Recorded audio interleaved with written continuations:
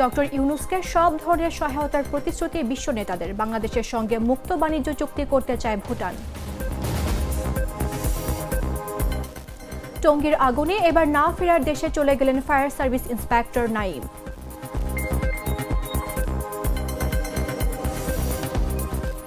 খাগড়াছড়িতে সড়ক অবরোধ, সাজেকে আটকা হাজারো পর্যটক।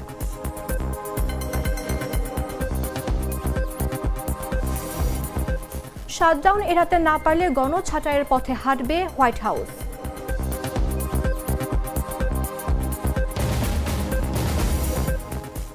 এবং ইতিহাস গড়লেন হ্যারি কেইন, পেছনে ফেলেন রোনালদো হালান্ডকে।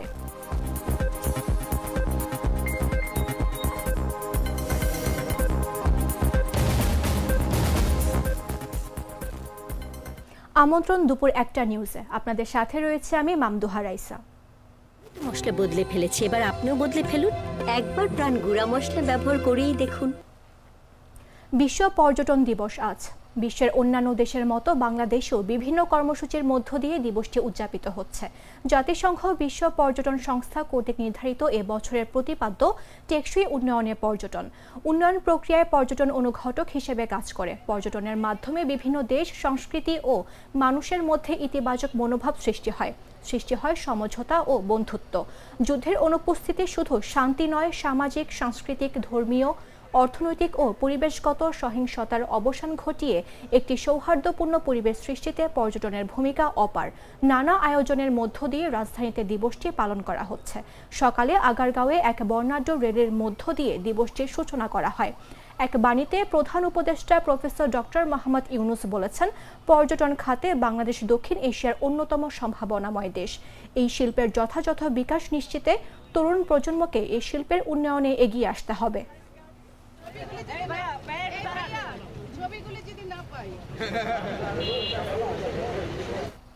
প্রধান উপদেষ্টা ডক্টর মোহাম্মদ ইউনূস ও তার নেতৃত্বাধীন অন্তর্বর্তী সরকারের প্রতি পূর্ণ সমর্থন ব্যক্ত করেছেন বিশ্ব নেতারা। শুক্রবার নিউ ইয়র্কের হোটেল সুইটে একাধিক আন্তর্জাতিক নেতা একত্রিত হয়ে প্রধান উপদেষ্টার প্রতি এই সমর্থন জানান। তারা বাংলাদেশের এই গুরুত্বপূর্ণ সময়ের সব ধরনের সহায়তা দেওয়ার প্রতিশ্রুতি দেন। সভার নেতৃত্ব দেন লাটভিয়ার সাবেক প্রেসিডেন্ট ভাইরা ভিকে ফ্রাইবারেগা, যিনি নিজামী গভাঞ্জি আন্তর্জাতিক কেন্দ্র এনজিআইসির কো-চেয়ারও। উচ্চ পর্যায়ের এই প্রতিনিধি দলের মধ্যে ছিলেন স্লোভেনিয়ার সাবেক প্রেসিডেন্ট বরুট পাহর, সার্বিয়ার সাবেক প্রেসিডেন্ট বরিস তাদিচ, লাটভিয়ার সাবেক প্রেসিডেন্ট এগিলস লেটভিস সহ অন্যান্যরা। সভায় বক্তারা প্রফেসর ইউনূসের নেতৃত্ব এবং দারিদ্র্য দূরীকরণ ও সামাজিক ন্যায় প্রতিষ্ঠায় তার সারা জীবন ধরে যে অবদান তার প্রশংসা করেন। নেতারা বাংলাদেশের সাম্প্রতিক অগ্রগতির প্রশংসা করেন, তবে তারা 16 বছরের দুর্নীতি ও শোষণের পর দেশের যে গুরুতর চ্যালেঞ্জ রয়েছে তাও উল্লেখ করেন। কয়েকজন নেতা আন্তর্জাতিক সাহায্য প্রদানের প্রতিশ্রুতি দেন।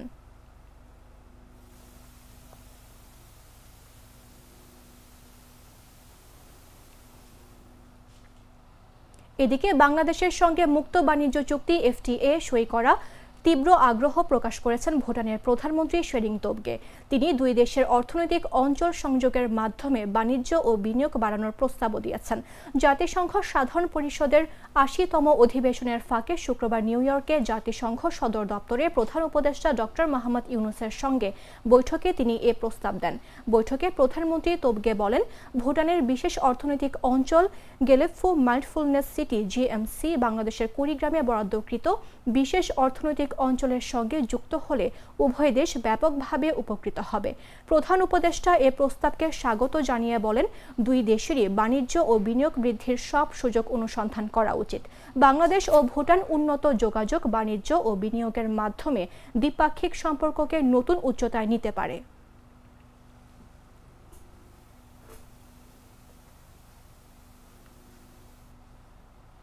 ত্রয়োদশ জাতীয় সংসদ নির্বাচনকে সামনে রেখে বিএনপিতে শুরু হয়েছে প্রার্থী বাছাইয়ের সূক্ষ্ম রাজনৈতিক খেলা। অক্টোবরের মধ্যে প্রাথমিক তালিকা চূড়ান্তের লক্ষ্য শীর্ষ নেতার গোপন জরিপ, আসনভিত্তিক বৈঠক ও অভ্যন্তরীণ দ্বন্দ্ব নিরসনের ব্যস্ত সময় কাটাচ্ছেন। মনোনয়ন ঘিরে চলছে নীরব প্রতিযোগিতা আর জল্পনা কল্পনা। বিস্তারিত তুষার ইসলামের রিপোর্টে। ত্রয়োদশ জাতীয় সংসদ নির্বাচনকে ঘিরে বিএনপি শুরু করেছে প্রার্থী বাছাইয়ের সূক্ষ্ম এক রাজনৈতিক খেলা। অক্টোবরের মধ্যেই প্রাথমিক তালিকা চূড়ান্ত করার লক্ষ্য নিয়ে ইতোমধ্যেই মাঠে নেমেছে দলটির শীর্ষ নেতারা। গোপন জরিপ, আসন ভিত্তিক বৈঠক আর অভ্যন্তরীণ দ্বন্দ্ব নিরসনের মাধ্যমে এগোচ্ছে এই প্রক্রিয়া। দলীয় সূত্র জানায়, বিএনপির নজর এখন বিরোধপূর্ণ আসনগুলোতে। যেসব এলাকায় প্রার্থী প্রত্যাশীর সংখ্যা বেশি, সেসব জায়গায় বিদ্রোহী প্রার্থী ঠেকাতে সমঝোতা খুঁজছে নেতৃত্ব। এজন্য স্থায়ী কমিটির সদস্য নজরুল ইসলাম খান ও এজেডএম জাহিদ হোসেনকে বিভাগ ভিত্তিক দায়িত্ব দেওয়া হয়েছে। তারা সম্ভাব্য প্রার্থীদের গুলশান কার্যালয়ে ডেকে বারবার শোনাচ্ছেন, দলের স্বার্থে একজনকেই মানতে হবে। বরিশাল, কুমিল্লা, রাজশাহী সহ একাধিক অঞ্চলের বৈঠকে অংশ নেয়া প্রার্থীরা প্রকাশ করেছেন একই অনুভূতি। প্রার্থী যেই হোক, ঐক্যবদ্ধ থাকতে হবে। তবে মাঠ পর্যায়ে শোনা যাচ্ছে ভিন্ন সুর। কিছু এলাকায় সম্ভাব্য বিদ্রোহী প্রার্থীদের আভাস মিলছে, যা দলের জন্য বড় ঝুঁকি হতে পারে। এদিকে সমমনা জোটের শরিকদের আসন ছাড়ের বিষয়টি দ্রুত মীমাংসা করতে চায় বিএনপি, কারণ দেরি হলে প্রতিপক্ষ সুযোগ নিতে পারে। ইতোমধ্যেই গণসংহতি আন্দোলন, নাগরিক ঐক্য, গণ অধিকার পরিষদ সহ শরিকদের কাছ থেকে সম্ভাব্য প্রার্থীর তালিকাও চাওয়া হয়েছে। তবে তৃণমূল পর্যায়ের ক্ষোভ এখনো দমে যায়নি। বিশেষ করে কিছু আসনে শরিক দলের প্রার্থীদের অগ্রাধিকার দেয়া হতে পারে, এমন আভাসে স্থানীয় নেতৃবৃন্দের মধ্যে অস্বস্তি দেখা দিয়েছে। রাজনৈতিক বিশ্লেষকরা বলছেন, বিএনপির সামনে চ্যালেঞ্জ শুধু সঠিক প্রার্থী বাছাই নয়, বরং আন্দোলনের সক্রিয় নেতাদের অগ্রাধিকার দিয়ে তৃণমূলের আস্থা বজায় রাখা।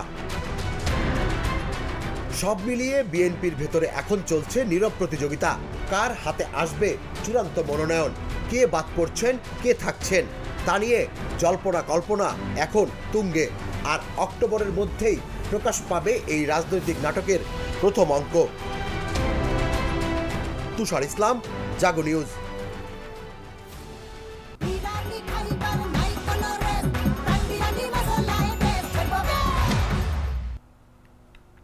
আজ বোধন। হিন্দু ধর্মীয় বিশ্বাস অনুযায়ী শারদীয় দুর্গোৎসবে প্রাক্কালে এই বোধনের মাধ্যমেই দক্ষিণায়নের নিদ্রিত দেবী দুর্গার নিদ্রা ভাঙার জন্য বন্দনা পূজা করা হয়। সে অনুযায়ী শনিবার মণ্ডপে মন্দিরে পঞ্চমীতে সায়ংকালে তথা সন্ধ্যায় এই বন্দনা পূজা অনুষ্ঠিত হবে। কাল রোববার মহাষষ্ঠীর মধ্য দিয়ে আনুষ্ঠানিকভাবে শুরু হবে এ বছরের শারদীয় দুর্গোৎসব। বোধন দুর্গাপূজার অন্যতম আচার। বোধন শব্দের অর্থ জাগরণ বা চৈতন্যপ্রাপ্ত। পূজার শুরুর আগে সন্ধ্যায় বেলশাখায় দেবীর বোধন দুর্গাপূজার একটি অত্যাবশ্যকীয় অঙ্গ। শরৎকালের দুর্গাপূজার এই বোধন করার বিধান রয়েছে। বিভিন্ন পুরাণ অনুসারে ভগবান রামচন্দ্র শরৎকালের রাক্ষস রাজ রাবণকে বধের উদ্দেশ্যে দুর্গাপূজা করেন। তিনি অকালে এই বোধন করেন বলেই এটি অকাল বোধন নামেও খ্যাত।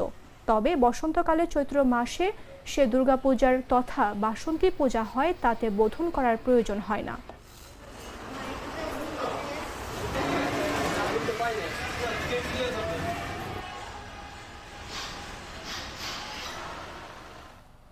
গাজীপুরের টঙ্গীতে কেমিক্যাল কারখানার ভয়াবহ অগ্নিকাণ্ডে দগ্ধ হয়ে চিকিৎসাধীন অবস্থায় ফায়ার সার্ভিস ও সিভিল ডিফেন্সের ওয়্যারহাউস ইন্সপেক্টর খন্দকার জান্নাতুল নাইম মারা গেছেন।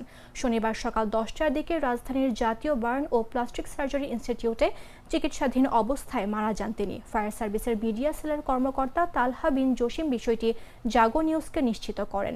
তিনি জানান, গেল 22 সেপ্টেম্বর টঙ্গীর সাহারা মার্কেটের কেমিক্যাল কারখানায় আগুন নেভাতে গিয়ে তিনি দগ্ধ হন। তার শরীরের 42% দগ্ধ হয়। এই ঘটনায় ফায়ার সার্ভিস ও সিভিল ডিফেন্সের 4 জন আহত হয়েছিলেন। তাদের মধ্যে 3 জন মারা গেছেন। গেল 23 September fire fighter Shamim Ahmed ও পরদিন 24 September fire fighter Nurul Huda চিকিৎসাধীন অবস্থায় মারা যান। সর্বশেষ মারা গেলেন ওয়্যারহাউস ইন্সপেক্টর জান্নাতুল নাইম।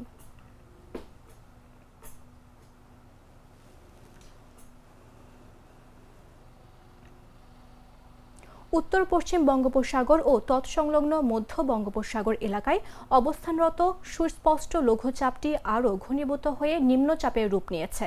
এর ফলে দেশের 4 সমুদ্র বন্দরকে 3 নম্বর স্থানীয় সতর্ক সংকেত দেওয়া হয়েছে। আবহাওয়া অধিদপ্তরের বিশেষ বিজ্ঞপ্তিতে বলা হয়, সুস্পষ্ট লঘুচাপটি পশ্চিম উত্তর পশ্চিম দিকে অগ্রসর ও ঘনীভূত হয়ে নিম্নচাপে পরিণত হয়েছে। এর অবস্থান ছিল দক্ষিণ ও উড়িষ্যা উত্তর অন্ধ্রপ্রদেশ উপকূলের অদূরে উত্তর পশ্চিম বঙ্গোপসাগর ও তৎসংলগ্ন পশ্চিম মধ্য বঙ্গোপসাগর এলাকায়। নিম্নচাপটি শুক্রবার সন্ধ্যা 6টায় চট্টগ্রাম সমুদ্র বন্দর থেকে 710 কিলোমিটার দক্ষিণ পশ্চিমে, কক্সবাজার সমুদ্র বন্দর থেকে 695 কিলোমিটার দক্ষিণ পশ্চিমে, মংলা সমুদ্র বন্দর থেকে 525 কিলোমিটার দক্ষিণ পশ্চিমে এবং পায়রা সমুদ্র বন্দর থেকে 555 কিলোমিটার দক্ষিণ পশ্চিমে অবস্থান করছিল। আবহাওয়া অধিদপ্তর বলছে এটি আরও পশ্চিম দিকে অগ্রসর হয়ে শনিবার সকাল নাগাদ দক্ষিণ ওড়িশা উত্তর অন্ধ্রপ্রদেশ উপকূলে অতিক্রম করতে পারে। এর প্রভাবে উত্তর বঙ্গোপসাগর এলাকায় বায়ুচাপের তারতম্যের আধিক্য বিরাজ করছে। উত্তর বঙ্গোপসাগর বাংলাদেশের উপকূলীয় এলাকা ও সমুদ্র বন্দর সমূহের ওপর দিয়ে দমকা বা ঝড়ো হাওয়া বয়ে যেতে পারে।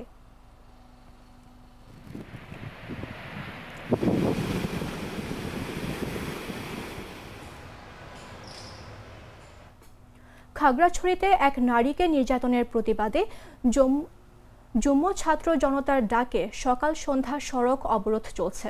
শনিবার সকাল থেকে শুরু হওয়া এই অবরোধের ফলে জেলার অভ্যন্তরীণ ও দূরপাল্লার সব ধরনের যানবাহন চলাচল বন্ধ রয়েছে। হঠাৎ অবরোধের ডাক দেওয়ায় দুর্ভোগে পড়েছেন স্থানীয় বাসিন্দা ও পর্যটকরা। সংশ্লিষ্ট সূত্র জানায় সাজেক ভ্যালিতে প্রায় 2000 পর্যটক আটকে আছেন। খাগড়াছড়ি শহরেও অনেকে আটকা পড়েছেন। খাগড়াছড়ির সাজেক পরিবহন কাউন্টারের দায়িত্বপ্রাপ্ত মোহাম্মদ আরিফ জানান, শুক্রবার অন্তত 200টির বেশি গাড়ি সাজেকে গেছেন, যাতে প্রায় 2000 পর্যটক রয়েছেন। শনিবারও খাগড়াছড়ি থেকে সাজেকগামী বেশ কয়েকটি গাড়ি প্রস্তুত থাকলেও প্রশাসনের অনুমতি ছাড়া সেগুলো ছাড়তে দেয়া হচ্ছে না। অবরোধের কারণে খাগড়াছড়ি শহরের বলপায়ে আদাম এলাকায় অন্তত 6-7টি গাড়ি আটকে রেখেছেন আন্দোলনকারীরা। কাছাকাছি অবস্থানে থাকা যাত্রীরা হেঁটে শহরে প্রবেশ করছেন। এছাড়া দেশের বিভিন্ন স্থান থেকে ছেড়ে আসা অনেক নৈশ কোচও জেলার বিভিন্ন জায়গায় আটকা পড়েছেন।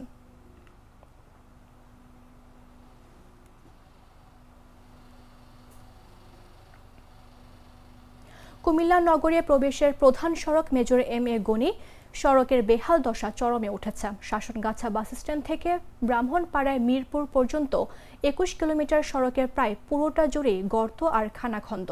বিশেষ করে বুড়িচংয়ের শতবর্ষী ভরাসার বাজার এলাকায় প্রায় 350 মিটার অংশ এখন মরণ ফাঁদে পরিণত হয়েছে। এই অংশে বড় বড় গর্ত, প্রতিদিনই ঘটছে দুর্ঘটনা। বাজারের ব্যবসায়ী থেকে শুরু করে যাত্রী ও চালক সবাইকে পোহাতে হচ্ছে তীব্র দুর্ভোগ। 2024 সালের আগস্টে গোমতী নদীর বাঁধ ভেঙে বন্যায় সড়কটি ব্যাপক ক্ষতিগ্রস্ত হয়। এরপর থেকে সংস্কার না হওয়ায় পরিস্থিতি আরও নাজুক হয়ে পড়েছে। কাদা পানিতে গাড়ি উল্টে ব্যবসায়ীদেরও গুনতে হচ্ছে লোকসান।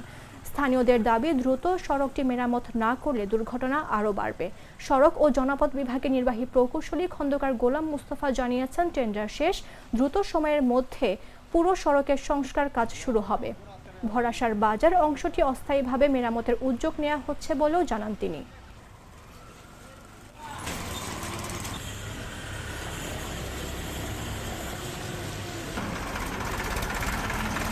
সাইডে দ্রুত যেহেতু সংস্কার করে আমরা সুন্দর রাস্তা চাই, আমরা ভালোভাবে মানুষের লোকে সুন্দরভাবে করে যাতায়াত করতে। 3 মাস ধরে এটা খুব শোচনীয় অবস্থা। এটা এমন দিন বাদ নাই যে অটো এবং হুন্ডা সিএনজি এখানে পড়ে না, পিক আপ সহ পড়ে। অনেকের ময়দা আটা অনেক কিছু নষ্ট হয়ে গেছে।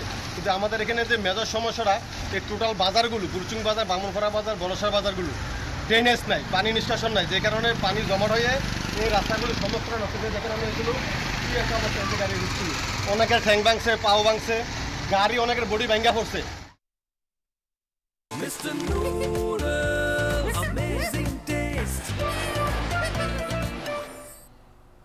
জানাবো আন্তর্জাতিক সংবাদ।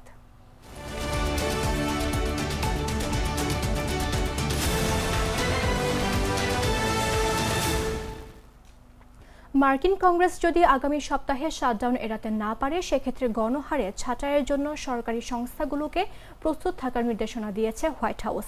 মার্কিন সংবাদ মাধ্যমগুলো এরকম একটি চিঠি হাতে পেয়েছেন।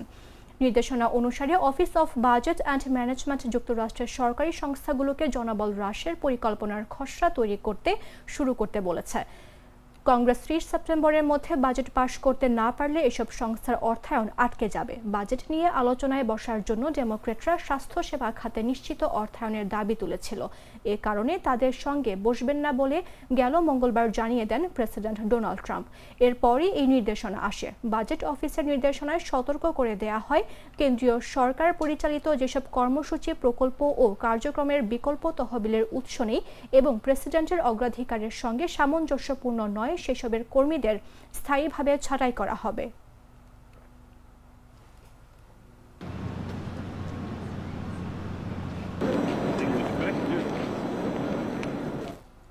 সংবাদ শেষ করব খেলার খবর জানিয়ে।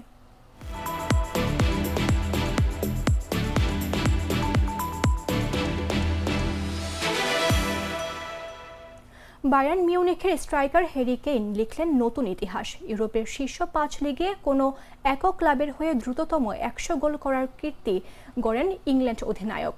কেবল 104 ম্যাচে কেইন পৌঁছে গেলেন শততম গোলের মাইলফলকে। এতে তিনি ছাড়িয়ে গেছেন পর্তুগিজ কিংবদন্তি ক্রিশ্চিয়ানো রোনালদোকে, যিনি রিয়াল মাদ্রিদের হয়ে 105 ম্যাচে করেছিলেন এই কীর্তি। শনিবার ভের্ডার ব্রেমেনের বিপক্ষে বায়ার্নের 4-0 গোলের জয়ে 2টি গোল করেন কেইন। এতে তার গোল সংখ্যা দাঁড়ায় 99 ও 100। চলতি মৌসুমেই তিনি 8 ম্যাচে করেছেন 15 গোল, যেন শততম গোল পূর্ণ হলো রূপকথার মতো। এই কীর্তিতেই কেইন এগিয়ে গেলেন আর্লিং হালান্ডেরও সামনে, যিনি ম্যানচেস্টার সিটির হয়ে 105 ম্যাচে রোনালদোর রেকর্ড ছুঁয়েছিলেন।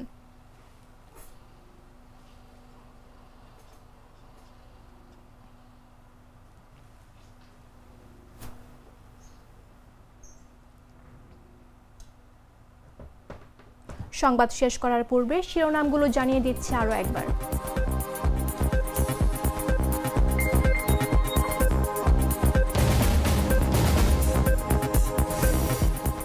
ডক্টর ইউনূসকে সব ধরনের সহায়তার প্রতিশ্রুতি বিশ্ব নেতাদের। বাংলাদেশের সঙ্গে মুক্ত বাণিজ্য করতে চায় ভুটান। টঙ্গীর আগুনে এবার না ফেরার দেশে চলে গেলেন fire service inspector Naim.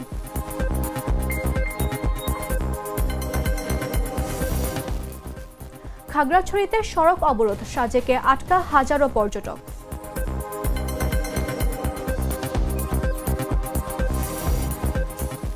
Shutdown এড়াতে না পারলে গণছাঁটাইয়ের পথে হাঁটবে হোয়াইট হাউস।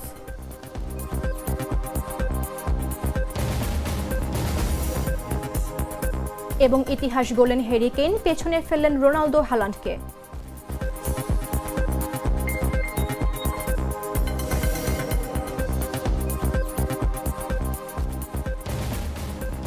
দর্শক, এই ছিল এখনকার মতো। প্রতি মুহূর্তে সর্বশেষ খবর জানতে ভিজিট করুন jagonews24.com।